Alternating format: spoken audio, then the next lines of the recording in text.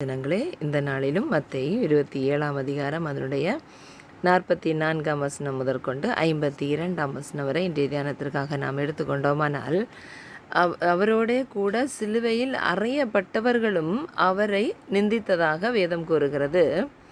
6ஆம் மணி நேரம் முதல் 9ஆம் மணி நேரம் வரைக்கும் பூமி எங்கும் அந்தகாரம் உண்டாயிற்று. அப்போது தேவமைந்தன் இறக்கப் போகிறார். ஆகவே அந்த நேரங்களிலே அவர் வேதனைப்பட்ட நேரங்களிலே பூமி எங்கும் காரிருள் தோன்றியதாக வேதம் குறிப்பிடுகிறது. பாருங்கள், 9ஆம் மணி நேரத்திலே தான் இயேசு ஏலி ஏலி லாமா சபக்தானி என்று கூப்பிடுகிறார் மிகுந்த சத்தமிட்டு. அதற்கு என் தேவனே ஏன் என்னை கைவிட்டீர் என்று அர்த்தமாம். தன்னுடைய தகப்பனாரை நோக்கி அந்த மரண வேதனையிலே அவர் கதறுகிறவராக காணப்படுகிறார். ஆனால் அதை உணராத மூடர்கள் என்ன செய்கிறார்கள் பாருங்கள். அங்கே நின்ற சிலர் சொல்லுகிறார்கள் இவன் எலியாவை கூப்பிடுகிறான் என்பதாக. ஆனால் அவர்களில் ஒருவன் ஓடி கடற்காலானை காடியிலே தோய்த்து அவருக்கு குடிப்பதற்கு கொடுக்கும்போது இன்னொருவன் சொல்லுகின்றான், பொறு, எலியா இவனை மீட்க வருகிறானா பார்ப்போம் என்று. மீண்டும் இயேசு மறுபடியும் மகா சத்தமாய் கூப்பிட்டு ஆவியை விட்டார். அந்த நேரத்தில் நடந்ததை கவனித்து பார்த்தீர்கள் என்றால், தேவாலயத்தின் திரைச்சீலை மேல் தொடங்கி கீழ் வரைக்கும் 2ஆக கிழிந்தது, பூமியும் அதிர்ந்தது, கண்மலைகளும் பிளந்தது. அப்போது அந்த நிகழ்வு நடந்தும் கூட அங்கே இருந்தவர்கள்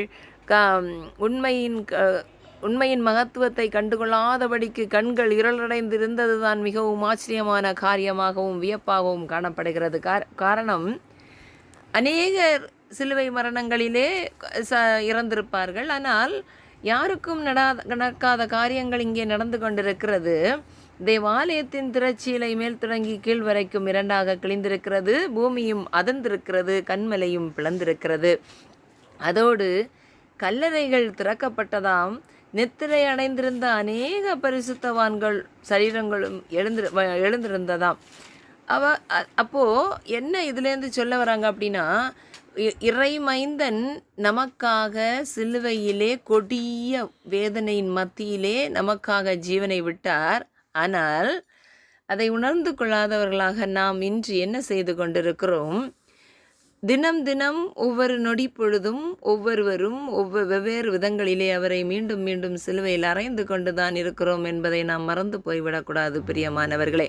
காரணம், நம்முடைய கண்களினால் பிறரை குறித்து குறை சொல்லுவதினால், நம்முடைய சிந்தனைகளினால், நம்முடைய செயல்பாட்டினால், நம்முடைய கால்களினால் நாம் செய்கிற தவறுகள் அவரை மீண்டும் மீண்டும் நாம் சிலுவையில் அறைவதாக காணப்படுகிறது. ஆகவே உணர்ந்து செயல்படுவோம்.